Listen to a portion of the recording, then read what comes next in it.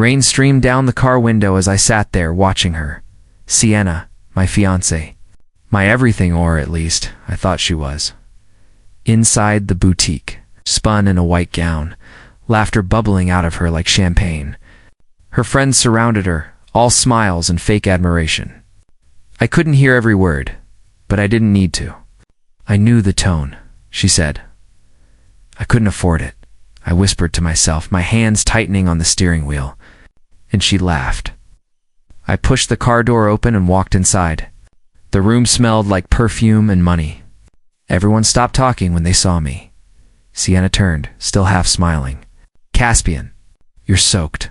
I just wanted to talk. Her friends snickered behind her. Is this about the castle venue? Sienna's cheeks flushed. Please don't make a scene. A scene? My voice cracked. You laughed at me because I can't buy a fantasy. She sighed, stepping closer. You don't get it. I grew up dreaming of a wedding that meant something. You're an architect, Caspian. You build dreams for others. Why can't you build mine? I can build a life with you. Isn't that enough? Her expression softened for a moment, then hardened again. Love doesn't pay for chandeliers. It was a knife disguised as honesty. She turned away, her friends whispering as she disappeared back into the dressing room. I stood there alone, dripping on marble floors, realizing I'd never hated the sound of laughter until now. When I got back to my car, my reflection in the rearview mirror looked like a stranger. My pride was gone. My heart was somewhere under her heels. That night, I sat at my kitchen table. Papers scattered everywhere, blueprints, half-finished projects, unpaid bills. Ronan called. She did it again, didn't she? She laughed, I said. He was quiet for a beat. Then stop trying to impress her. Build something she'll never touch. I will, I said softly. One day she'd beg to step into my world, and I'll close the door. My phone buzzed again, a number I didn't recognize. I almost ignored it. Caspian Ward? A woman's voice. Confident, low. Yes, this is Alara Voss. I'm looking for an architect for a private restoration project. I've seen your work. You're perfect for it. I'm not taking new projects, I said. It's Silvervale Manor, she replied. The words hit me like a current. Silvervale, the same estate. Sienna wanted for her dream wedding. I sat up straight. When do we start? In that moment, I made a silent vow. If I couldn't give her the dream wedding, I'd own the dream itself, and she would never set foot inside it again. Asterisk, the city skyline gleamed like cold steel when I stepped into Voss Estates. Everything smelled of polished marble and quiet power. A woman waited behind a glass desk. She looked up, eyes sharp, lips curved like she already knew how this meeting would end. Caspian Ward, she said. You're earlier than expected. I don't like wasting time, I replied. Alara Voss rose from her chair and extended her hand. Her grip was cool, deliberate. She moved like someone who owned the room and everyone in it. I've seen your designs, she said. You're ambitious, but underpaid. That's one way to put it. She walked around me slowly, stopping by the window. Tell me, Caspian, what do you want most right now? I hesitated. A chance? Not money? She asked, tilting her head. I've had enough of chasing money. I want to build something that lasts. Her eyes softened, just for a second.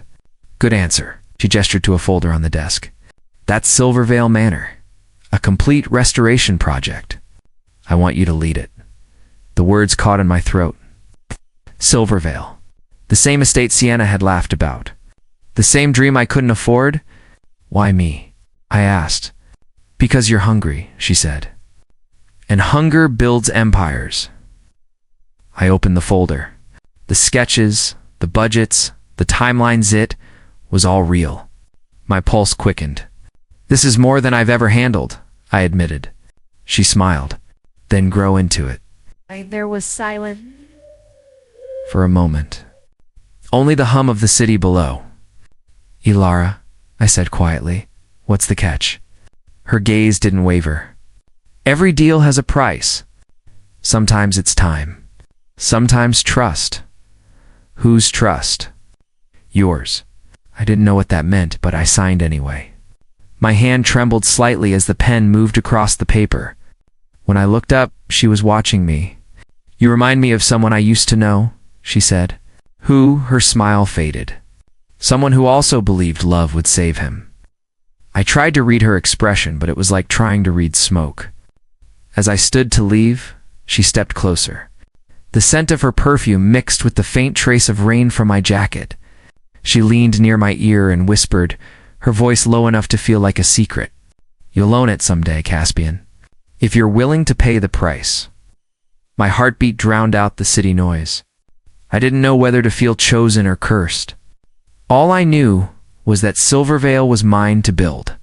And maybe, just maybe, my revenge had already begun. I never thought success could feel this quiet.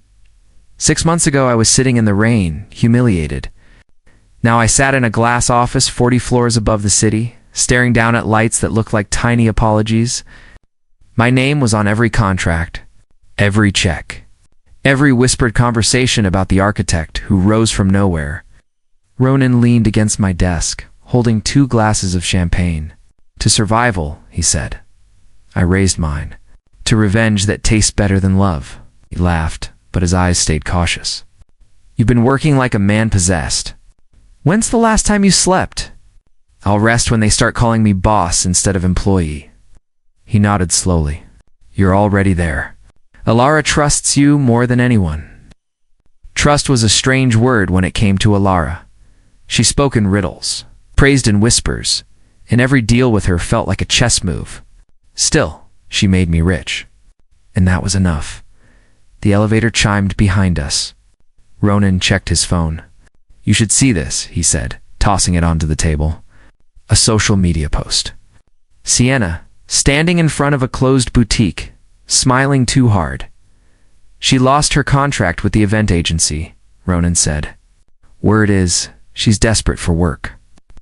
I stared at the photo. Her dress was perfect, her eyes weren't. I should have felt nothing, but something in my chest tightened anyway. "She made her choice," I said. "She did," he replied. "But fate's funny. Guess who just got hired as a coordinator at the new Silvervale venue?" I looked up sharply. "What?" Ronan smirked. "She's going to be planning weddings at your property. The one you secretly coned through Voss Estates." For a moment I couldn't breathe. All that time, designing marble staircases, gold ceilings, and the perfect ballroom, and now she'd walk through it. Thinking it wasn't mine, Ronan's voice broke through my thoughts. "What are you going to do?" "Nothing," I said. "Not yet." "Not." He studied me for a moment. "You sure?" "I want her to see what she threw away." Slowly, night settled outside, glass reflecting the city like a mirror of who I'd become. Cold, polished, untouchable. My email pinged. A message from Alara's assistant. "Reopening gala guest list attached." I opened the file. Scanning the names, executives, politicians, investors, then my eyes. Sienna Hart, her name looked like fire on paper. I leaned back in my chair, a slow smile forming. "Perfect," I whispered. Let her walk into my world again. Success was mine now. And this time, she'd be the one standing in the rain. Asterisk. The lights hit me first. Gold, sharp, blinding. Hundreds of guests filled the ballroom beneath the crystal chandeliers. Cameras flashed, champagne fizzed, and for the first time in my life, people looked at me like I belonged. I adjusted my cufflinks and glanced toward the grand staircase. That was when I saw her, Sienna. She moved through the crowd in a silver gown that caught every bit of light. She looked like the woman I once dreamed of marrying, but her smile was the kind she wore when she was pretending not to panic. Ronan's voice crackled in my ear. "You sure about this?" "Yes," I said quietly. "It's time." Alara stood near the stage, a glass of wine in hand. Her eyes followed me, calm and unreadable. She gave me the smallest nod, permission, or maybe warning. I stepped up to the microphone. The murmurs quieted. "Good evening," I began. "When this place closed years ago, people said Silvervale Manor had lost its magic. Tonight, We bring it back. Applause rippled through the room. Sienna clapped slowly, her smile frozen. I want to thank Voss Estates for believing in a vision. A vision led by someone who once stood outside these doors, dreaming of what it would feel like to walk inside. My throat tightened, but I forced the words out. Tonight, that dream is real. Because this venue, this place of history and beauty, belongs to me. The silence that followed was almost sweet. Gasps, whispers, then flashes of cameras. Sienna's glass slipped from her hand and shattered on the marble floor. Her eyes met mine, wide with disbelief. I gave her a polite nod, the same kind strangers give at funerals. Ilara smiled faintly, her expression impossible to read. Maybe she admired my control. Maybe she pitied me. I couldn't tell anymore. When the applause returned, it felt like noise without meaning. I shook hands, accepted praise, smiled for photos, but every face blurred into the next. Every cheer sounded empty, because while the world saw victory, I felt nothing but the echo of her laughter that night in the rain as the party thinned. I found a quiet corner near the balcony, the city glittering below. I thought she'd left. I hoped she had. But then I heard her voice behind me. So, this is what success looks like, she said. You really did it. I turned. Her eyes were wet, her voice steady. You bought the dream I laughed at. You laughed at me, I said. She stepped closer. Maybe I was scared you'd become someone I couldn't control. Sienna, she didn't let me finish. Her hand rose to my chest, her breath trembling. Then she kissed me. It wasn't love. It was memory. It was regret. When she pulled away, her voice was barely a whisper. Tell me, Caspian, does it feel as good as you thought it would? And for the first time that night, I didn't have an answer. Asterisk, her lips were still on mine when I realized it wasn't love. It was guilt, panic, desperation dressed as affection. I pushed her back gently, my hand still on her arm. The moonlight caught her face, streaked with tears and mascara. Sienna, I said quietly. Stop. She shook her head, gripping my jacket. I was stupid, Caspian. I didn't know what I was losing. You didn't lose me, I said. You threw me away. I thought you'd come back. You always did before. I did. Until the day you laughed. Her shoulders trembled. I wasn't laughing at you. I was scared. You talked about love while I was drowning in fear. I looked at her, really looked at her, and for a moment the anger cracked. There was still a part of me that remembered her laugh when it was kind, her eyes when they were mine. But the woman standing here now wasn't the same one I once loved. Fear doesn't give you the right to break people, said. She took a step closer. Then break me back. I deserve it. But don't look at me like a stranger. I turned away. You are a stranger. Behind us, glass shattered. The sound snapped through the air. I looked up to see Ilara standing by the terrace doors, her hands still holding the stem of a broken champagne flute. Her eyes burned like ice. Is this how you celebrate success? She asked. Sienna straightened, wiping her face. This isn't your business. Ilara smiled tightly. When it affects my company, it is... I stepped forward. Ilara, it's fine. She was leaving. Ilara's gaze flicked between us. Good, because ghosts don't belong in the house of the living. Sienna's jaw clenched, but she said nothing. She brushed past me and disappeared into the ballroom. The night air was colder now. Ilara placed the broken glass on the railing, her fingers trembling before she hid them behind her back. You let her get too close, she said softly. You think closure is found in touching the past, but all it does is poison the present. I studied her. Why does it sound like you're speaking from experience? Her eyes met mine, steady and unreadable. Because I've buried ghosts too. Don't dig yours up again. She turned and walked away, heels clicking like a warning. When I finally went back inside, Ronan was waiting near the exit. His face was tight, his tone careful. You need to know something about Ilara, he said. What about her? He hesitated. She used to be engaged to your father. The music in the hall kept playing, but everything inside me went silent. Ilara's words echoed in my head. I've buried ghosts too, now I knew whose. Rain streaked down the office windows, tracing crooked lines through the reflection of my face. The storm outside matched the one in my chest. Ilara stood across the room, framed by lightning. Her red lips didn't move, but her eyes said everything. You knew him, I said quietly. My father. Her hands stilled on the desk. Ronan told you, why didn't you? She looked up, her voice steady, but soft. Because it didn't matter. It mattered to me. What? I took a step closer. You were engaged to him. How does that not matter? Ilar's jaw tightened. Because he's dead, Caspian, and what we had died with him. I wanted to believe her. I wanted to think all this, the contracts, the mentorship, the way she looked at me wasn't part of some hidden plan. But the silence between us was too heavy. Did you use me? I asked. Her expression flickered. Is that what you think of me? I think you hide behind truth like it's armor. She walked to the window, the city lights painting her in silver. Your father was the only man who ever believed in me. He gave me everything I have. But when he died, I lost more than him. I lost myself. Her voice cracked barely. I could hear the truth trembling inside it. So this, I said, taking me under your wing, pushing me to succeed, it's guilt. No. She turned sharply. It's redemption. You're everything he wanted to be. Strong, honest, unafraid. But he wasn't unafraid, I said. He died betrayed. You were part of that world. Her eyes met mine, sharp and glistening. And I've been paying for it every day since. The storm rumbled again. I felt it in my chest. Ilara, I said softly, if you cared for him, why me? Why get close to his son? She stepped closer, the scent of rain and perfume between us. Because you remind me of what he could have been. Because you make me feel something I shouldn't.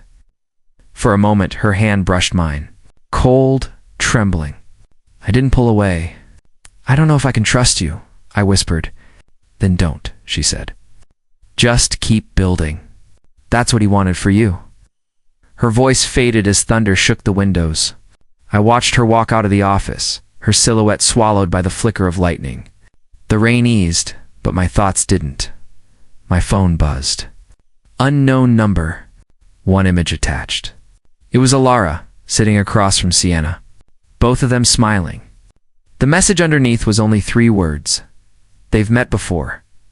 The ballroom was empty, except for the echo of my footsteps. Crystal chandeliers swayed faintly, catching the last of the midnight light. They were both there. Sienna by the mirror, pale and shaking. Ilara near the piano, calm as a blade.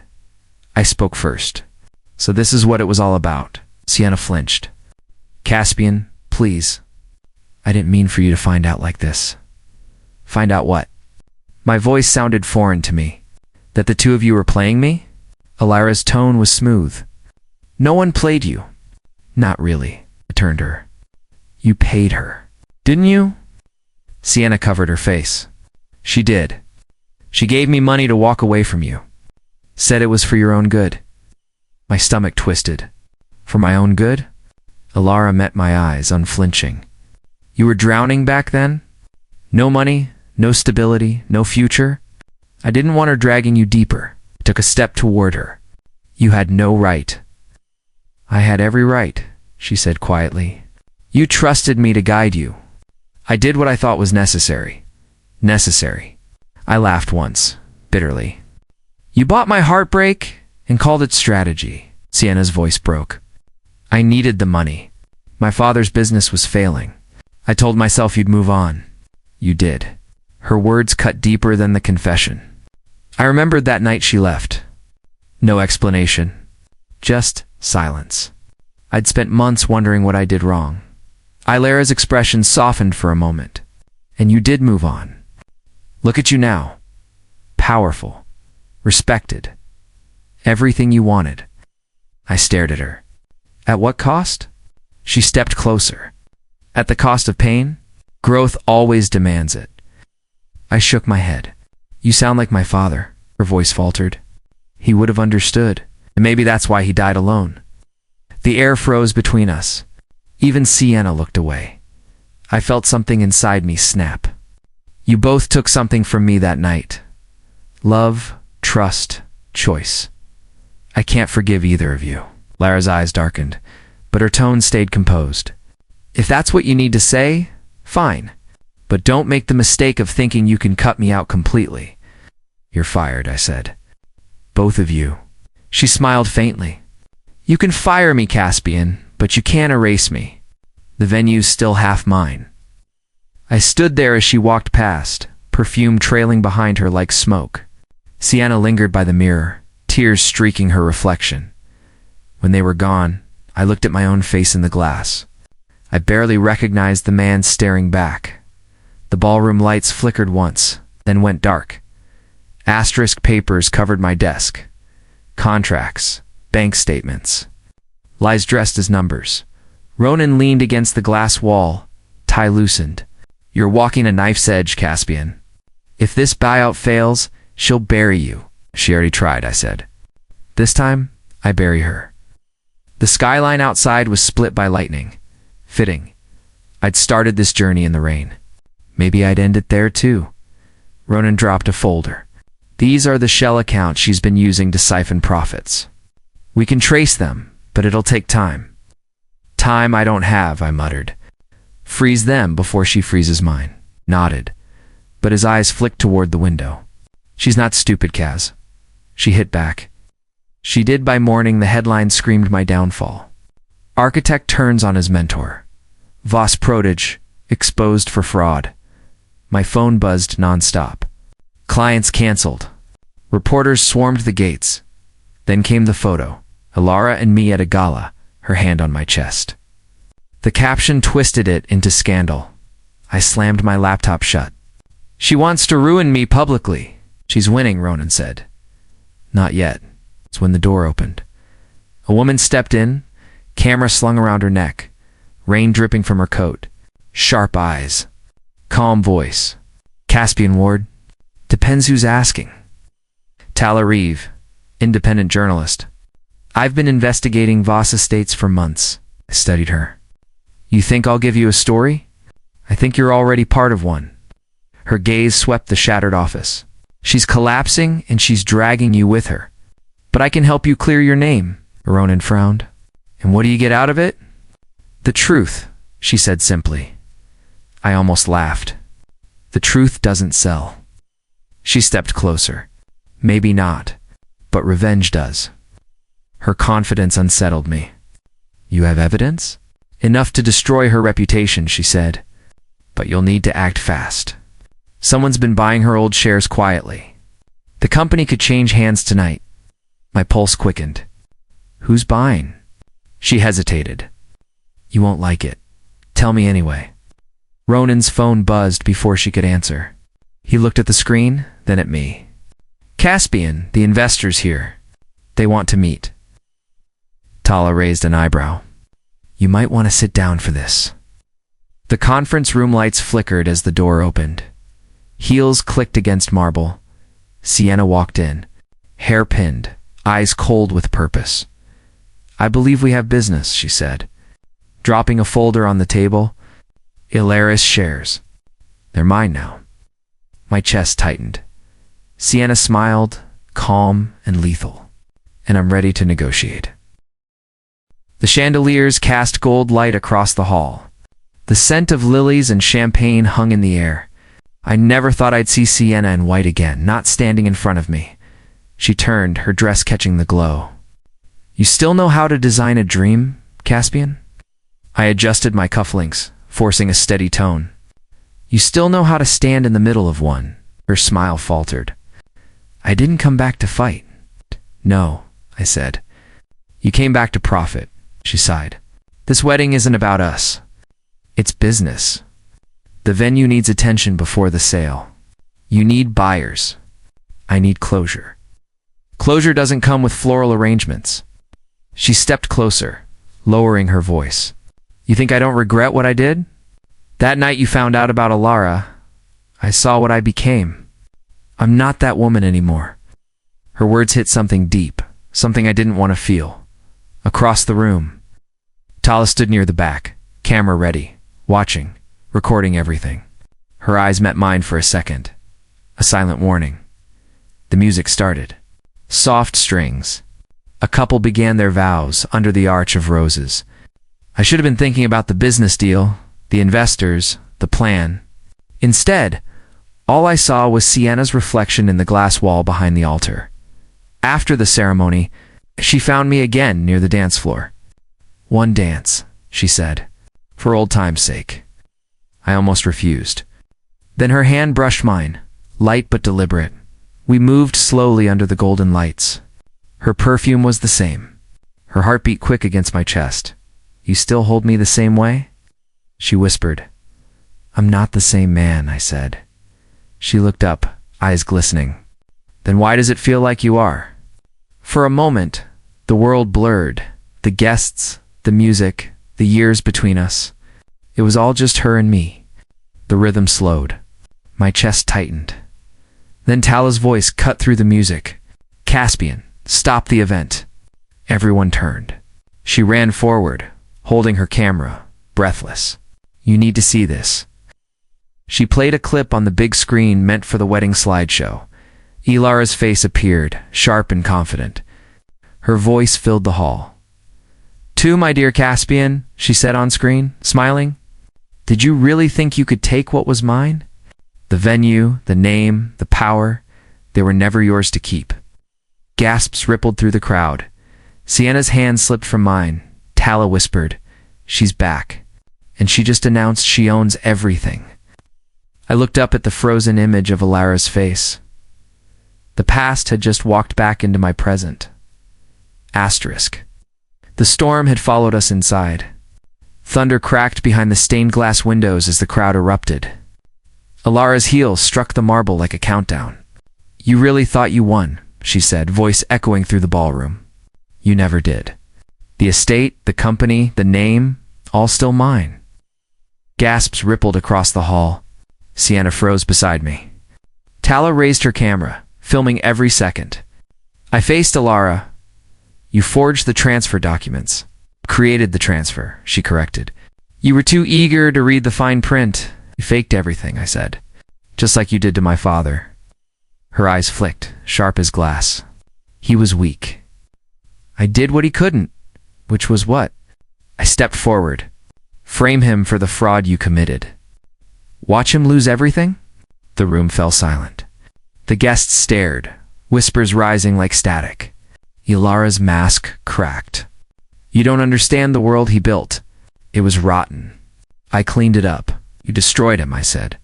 "And now you want to destroy me." Anna moved in front of me, voice trembling but steady. "He's not your puppet anymore. And I have proof." She held up her phone. On-screen recordings played, Ilara's meetings, her payoffs, her confessions. The crowd gasped again. Cameras flashed. Ilara's composure slipped. "You think anyone will believe a failed planner and her bitter ex?" "I think the police will," Tala said from the side. "They already do," sirens wailed outside. Blue and red lights flickered through the windows. Officers entered the hall, their presence sharp and final. Ilara tried to speak, but her voice drowned in the microphone feedback as I stepped to the stage. My hands shook, but my voice didn't. "This venue was built on lies," I said. "But not anymore. From tonight onward, it will reopen under new ownership." Lara glared as officers guided her away. I looked at Sienna, mine alone. A murmur ran through the guests. I let the words settle, heavy and final. "And Sienna Hart," I continued, eyes meeting hers, "is permanently banned from this estate." Her expression didn't break. She just stood there, rainlight flickering across her face through the glass. When the police left and the hall emptied, I walked out into the rain. It soaked my suit, chilled my skin, but it felt clean. Freedom. Finally, then I heard her voice behind me. "You can ban me from one place, Caspian," she said softly. "But if you want to erase me completely, you'll have to buy every place I ever step in." I turned. Her smile was faint, defiant. "Or maybe," she added, "you'll finally forgive me instead." The rain kept falling. I didn't answer, because for the first time, I didn't need to.